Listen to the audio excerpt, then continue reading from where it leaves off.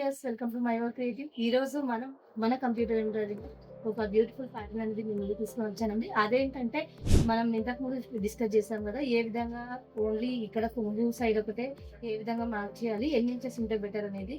So దాంతో పాటు బూటా వర్క్ కూడా మనం చేసాము. ఏ విధంగా చేసామో చూసేద్దాం. చూస్తున్నారు కదండి, డిస్ప్లేలో కనిపిస్తుంది. ఇది ఈ వర్క్ అయితే మన దగ్గరే కస్టమైజేషన్ అయింది. వర్క్ వేయడం కూడా మన దగ్గర అయింది. ఈ బంచ్ అనేది లేదు, కొంచెం ఎడిట్ అయితే చేసాము. జస్ట్ ఒక చిన్న బంచ్ ఉంది. ఆ చిన్న బంచ్ ని చూస్తున్నారు కదండి, కొంచెం క్లోజ్ గా చూసినట్టయితే చిన్న బంచ్, హ్యాండ్ది చిన్న బంచ్. సో దీన్ని ఏం చేసామంటే మొత్తం ఎలాబొరేట్ గా చేసేసి మొత్తం ఒక శారీకి వచ్చే విధంగా ఇక్కడ పట్టికి ఇక్కడ నుంచి ఇక్కడ వరకు అనేది మనం తీసుకున్నాము. ఎంత హెవీగా ఉందో. సో జనరల్ గా ఇలాంటి కాంబినేషన్ ఏ కలర్ శారీకైనా పర్ఫెక్ట్ మ్యాచ్ అని చెప్పాలి. ఇక్కడ చూస్తున్నారు కదండి, మొత్తం శారీ అంతా బూటా వర్క్ అనేది మనం ఇచ్చాము.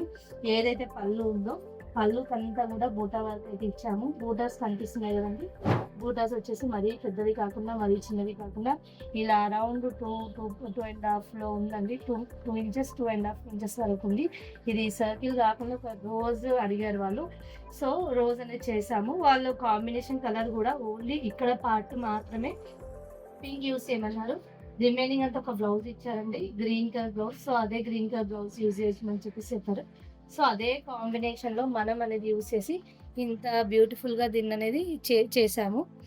సో ఈ బంచ్ వచ్చేసి 18.5 ఇంచెస్ అనేది ఉంది. ఇంకా బ్రాడ్ వచ్చేసి అప్రాక్సిమేట్ గా ఎస్టిమేషన్ తో అనేది చేసాము. చూస్తున్నారు కదా, మీ అందరికీ నచ్చిందని అనుకుంటున్నానండి. ఈ బూటర్స్ కి వాళ్ళు ఇంకా డిఫరెంట్ గా కూడా వేసుకోవచ్చు. మీ అందరికీ నచ్చిందని అనుకుంటున్నాను, మీకు హెల్ప్ అవుతుందని అనుకుంటున్నాను. ఈ విధంగా మీరు కూడా ట్రై చేస్తారని అనుకుంటున్నాను. మన వీడియో కనుక మీకు నచ్చినట్లయితే లైక్ చేయండి, షేర్ చేయండి. Thank you.